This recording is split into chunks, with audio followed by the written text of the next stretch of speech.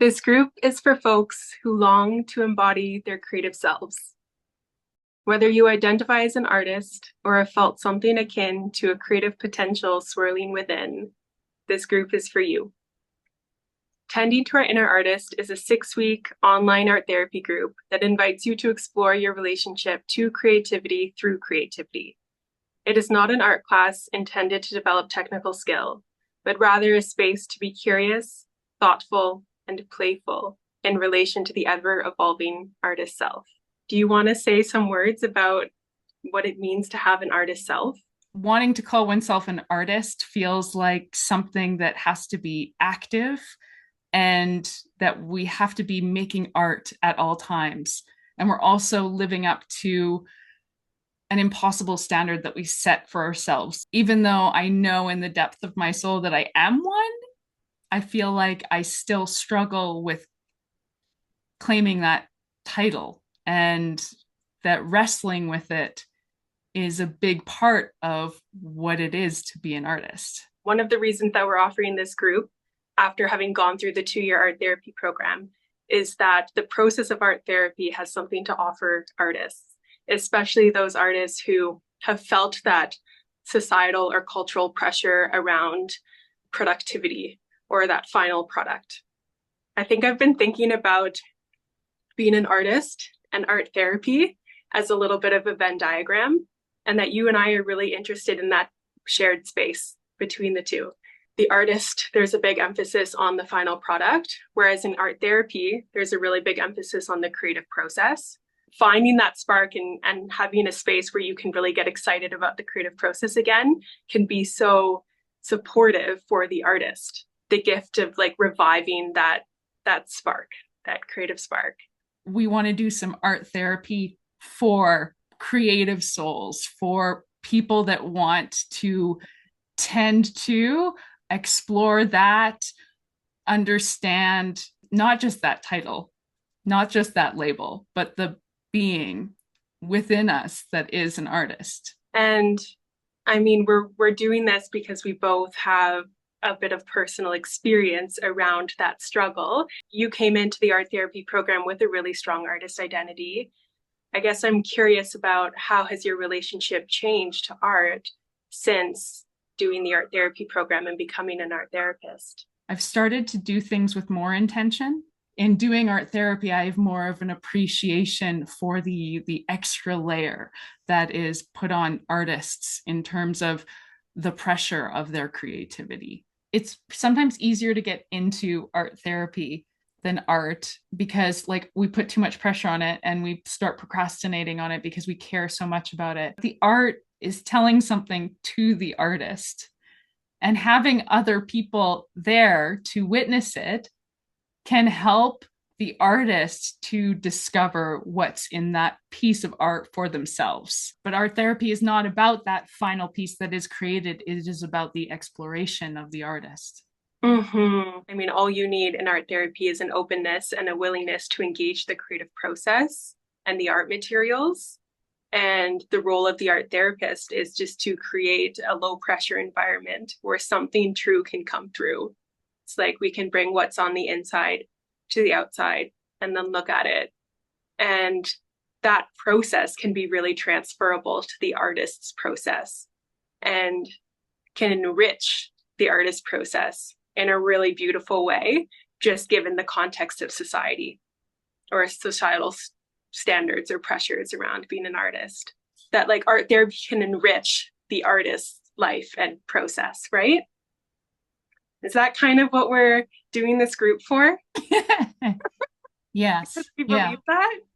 Yeah. Well, yeah, that's it. That's it. Okay, there's our video.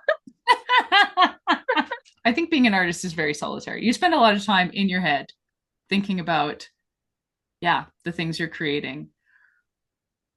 And I think that our group allows this conversation, this inner dialogue that we've been having with ourselves, spill out into the world and be reflected back. And in therapy, we know that being reflected back and being able to see ourselves in others can be really healing.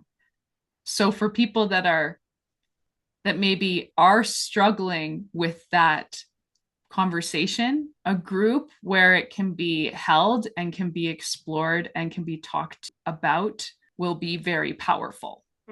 It's the universality of the joys and struggles of being a creative being in the context of today's world. Because it's true, it's like being creative maybe wasn't always a solitary thing. And in some other cultures, probably still isn't. But now it's like, and you talk about this all the time, to be human is to be an artist, to be human is to be creative. But we've broken off the artist identity as separate from the human identity. So now it feels really lonely and separate. And this group is an effort to come together and to kind of dissolve that artist identity into our human identity and to explore those joint struggles and joys and ways of being in the world. And that makes me think of our title, Tending to Our Inner Artist. When I think of the word tending, I think of like tending to a fire, the commitment to keeping that little spark within us alive that can sometimes ablaze into like a big fire and then other times can feel kind of dim.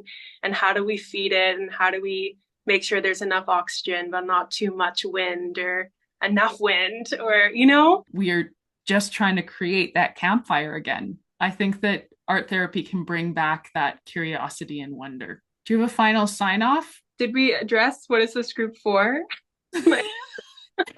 Our one question. I would like to speak to that, like tending to, like that title, because I feel like we put a lot of intention into that word. Um, and to me, there's like such parallels between like art and nature. You know, it's like everything in the natural world is propelled by a creative force, and it mirrors the creative force of like becoming fully expressed in the world as a human and as an artist. So I'd like to like find a way to articulate that. To be an artist should be a natural thing in the same way that like flowers bloom and trees like root and rise and the sun shines, and we're here to be expressed in the world, and society and cultural norms have really gotten in the way of that, and it's sad. Yeah, so to tend to our inner artist, to tend to that soil space or that soul space within us feels really important. Art therapy is giving us the opportunity to say things that we can't say in words. Like that's what art does, is it allows us to express things. We express it in visual first because we're visual people, and then we're able to find the words for it because we've expressed it in a visual way. And I think that that is something that's really important and interesting. Tending to, I really like, because I have a habit of it being more of a battle.